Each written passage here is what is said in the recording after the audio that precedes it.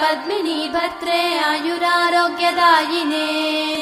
हर्षवल्ली निवासाय सूर्यदेवं तव सुप्रभातम्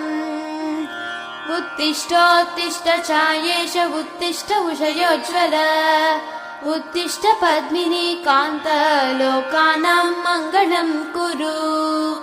मातः समस्त जगतां मधुकैटभारेः सव्येतराक्षी परितोषिणि पद्मनीड्ये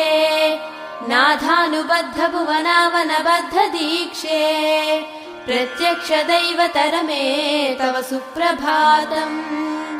छाये किलाश्रित वरप्रद कल्पकल्पे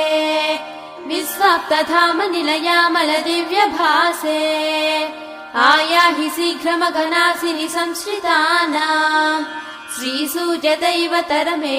तव सुप्रभातम्।